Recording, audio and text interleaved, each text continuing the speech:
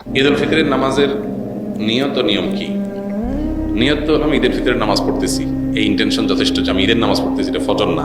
ঈদের নামাজ পড়তেছি, এটা নর্মাল এরশাক না। ঈদের নামাজ পড়তেছি, এটা জোহর না। এই যে পার্থক্য আছে, এই নিয়ত আছে, এটুকুই যথেষ্ট না। এটাই হলো নিয়ত। মূলত আলাদা মুখে নাওয়াইতুয়ান ইত্যাদি ইত্যাদি এগুলো বলার দরকার নেই। আর ঈদের নামাজের যে নিয়ম, সেটা হলো ঈদের নামাজ 2 রাকাত আদায় করতে হবে এবং 2 রাকাত নামাজের পরে খুতবা দিবেন খতিব সাহেব। জুমাতে বা অন্যান্য ক্ষেত্রে খুতবা আগে আমরা দিই, কিন্তু ঈদের নামাজের মধ্যে খুতবা হবে পরে। 2 রাকাত নামাজের নিয়মটা কি? সাধারণ যে নামাজ পড়ি আমরা সেই নামাজের মতোই, শুধু পার্থক্য হলো এখানে অতিরিক্ত কিছু তাকবীর আছে। এই পার্থক্যটা আছে। অনেকে ঈদের নামাজ পড়তে গিয়ে একটু বছরে 1-2 বার হয় যেহেতু ভুলে যান এবং গ্যাঞ্জাম লাগাই ফেলেন। তো নিয়মটা হলো, আমরা প্রথমে ইমামের সাথে তাকবীর বলে হাত বাঁধবো, বেঁধে আমরা সানা পড়বো, সুবহানাকাল্লাহুম্মা ওয়া বিহামদিকা ওয়া তাবারাকা ইসমুকা ওয়া তাআলা জাদ্দুকা ওয়া লা ইলাহা ইল্লা আনতা।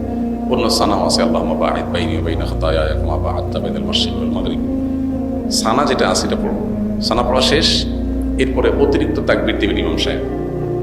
এই অতিরিক্ত তাকবীরে আমরা কান পর্যন্ত হাত তুলবো এবং হাত ছেড়ে দিব। অতিরিক্ত তাকবীর কয়টা দিব এটারই মত পার্থক্য আছে। 2 মতের সপক্ষেই বিশুদ্ধ হাদিস রয়েছে। এ সম্পর্কে বিস্তারিত জানতে চাইলে ডক্টর খন্দকার আব্দুল্লাহ জাহাঙ্গীর রহমান আলাদা বই আছে এটার উপরে, ঈদের সালাতের তাকবীর নিয়ে, সেটা দেখতে পারেন। অর্থাৎ অতিরিক্ত তাকবীরের সংখ্যা 6 তাকবীর হানাফি মাযহাব অনুযায়ী, অন্যান্য মাযহাব অনুযায়ী 12 তাকবীর। এই দুইটাই বিশুদ্ধ। তো অতিরিক্ত যে তাকবীর সানা পড়ার পর ইমাম সাহেব দিবেন, আমরা সাথে সাথে বলবো আল্লাহু আকবার, আল্লাহু আকবার, আল্লাহু আকবার। 3টা তাকবীর হয়তো প্রথম 2টাতে হাত ছেড়ে দিবেন, তৃতীয় তাকবীরের পরে হাত বেঁধে ফেলবেন।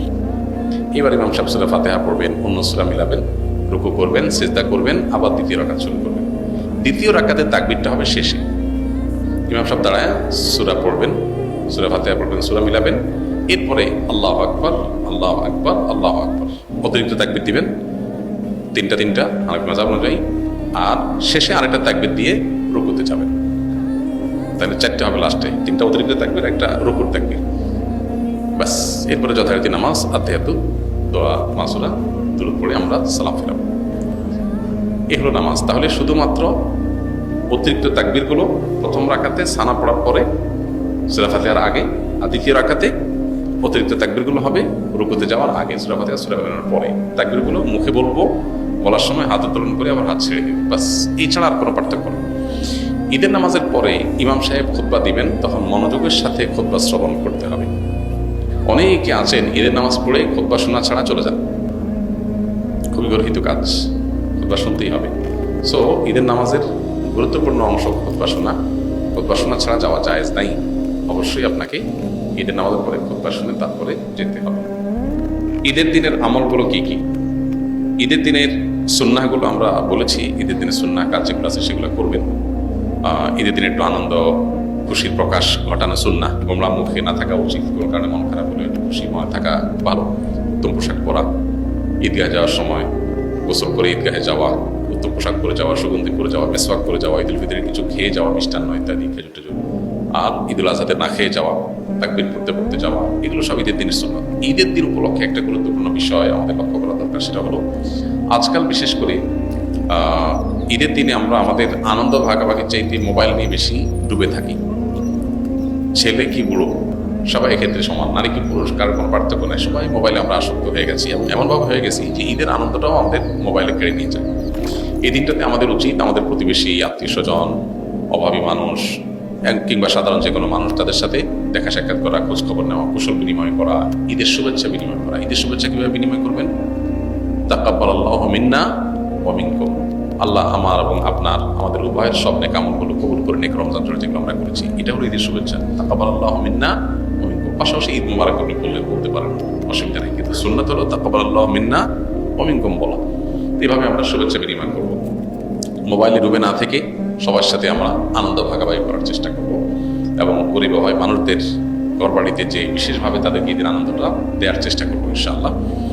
এর পাশাপাশি ঈদ উপলক্ষে একটা অনাচার শুরু হয়েছে আমাদের সমাজে, এটার বিরুদ্ধে সামাজিক আন্দোলন এবং সচেতনতা গড়ে তোলা দরকার। সেটা হলো, ইদানিং দেখা যায় যে ঈদ আসলেই আমাদের কিছু উঠতি বয়সের ছেলেফেলেরা তারা বিভিন্ন গাড়ি ভাড়া করে, পিক আপ ভ্যান ইত্যাদি ভাড়া করে দলে দলে সেখানে বড় বড় আপনার ডেক সেট, আপনার বক্স, এটাতে ভলিউম একেবারে হাই করে দিয়ে তারা বিভিন্ন গান বাজনা করতে করতে রাস্তাঘাট প্রদক্ষিণ করে। এর ফলে বিভিন্ন সড়ক দুর্ঘটনা ঘটে, কারণ এত জোরে বিকট আওয়াজে বাজতে থাকে যে পিছন থেকে কোনো গাড়ি হর্ন দিলেও ড্রাইভার শুনতে পায় না।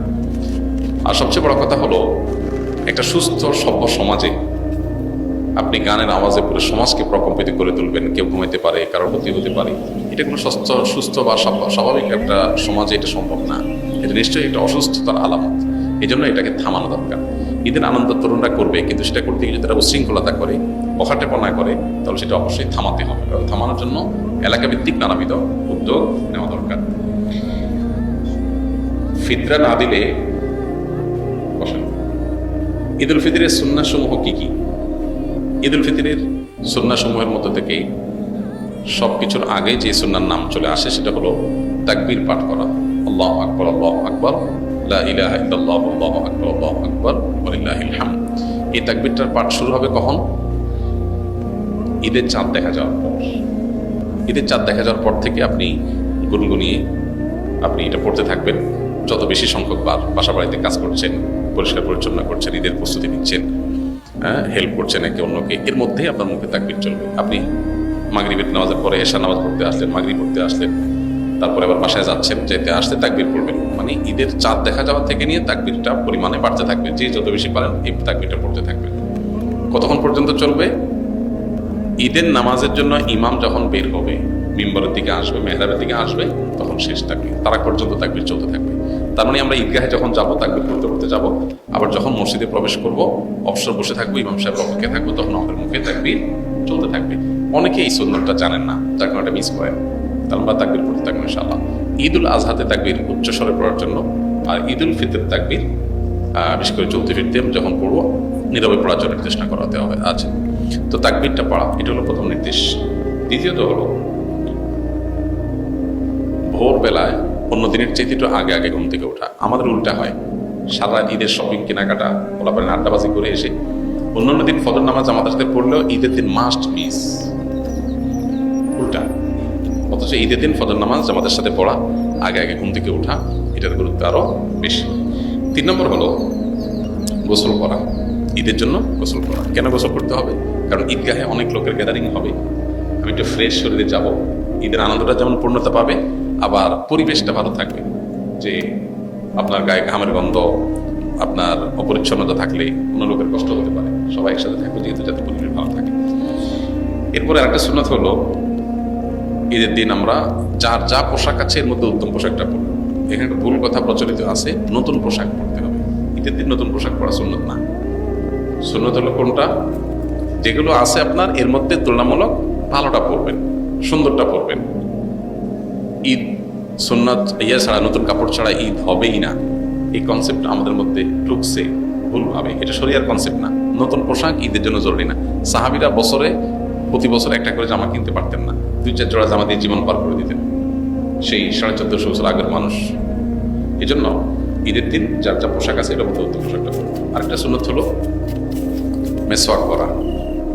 এটাও এই জন্য যে আমরা অনেক গ্যাদারিং এর মধ্যে যাবো ঈদগাহে, সব মানুষের সাথে মিশবো, যাতে মুখে দুর্গন্ধ না হয়, পরিবেশ নষ্ট না হয়, অন্য কষ্ট না হয়, সেজন্য। আরেকটা সুন্নত হলো সুগন্ধি মাখা ঈদের দিন। আরেকটা সুন্নত হলো ঈদগাহে যাওয়ার আগে ঈদ উল ফিতরে কিছু খেয়ে তারপর যাওয়া, ঈদ উল আজহাতে না খেয়ে যাওয়া। ঈদ উল ফিতরে হলো ঈদগাহে যাওয়ার আগে একটু খেজুর অথবা মিষ্টান্ন কিছু একটু খেয়ে তারপরে ঈদগাহে যাওয়া। এবং ঈদগাহে যাওয়ার ক্ষেত্রে যে রাস্তা যাওয়া আসা সহ ভিন্ন রাস্তায় আসা। আর যদি রাস্তা ভিন্ন না থাকে তাহলে এক পাশে যাওয়া, আরেক পাশে আসা, পায়ে হেঁটে আসা যাওয়া করা ঈদগাহে। এখন যদি ঈদগাহ দূরে হয় তো গাড়িটা দূরে পার্কিং করে ওইটুকু অন্তত পায়ে হাঁটার চেষ্টা করে। আর এর বাইরে ঈদের দিনের আরেকটা গুরুত্বপূর্ণ বিষয় হলো ফিতরা দিয়ে তারপরে ঈদগাহে যাওয়া। ফিতরা শেষ করে দিয়ে তারপরে ঈদগাহে আসা। আল্লাহ তাআলা আমাদের ঈদের সুন্নাতগুলো মেনে চলার তৌফিক দান করুন।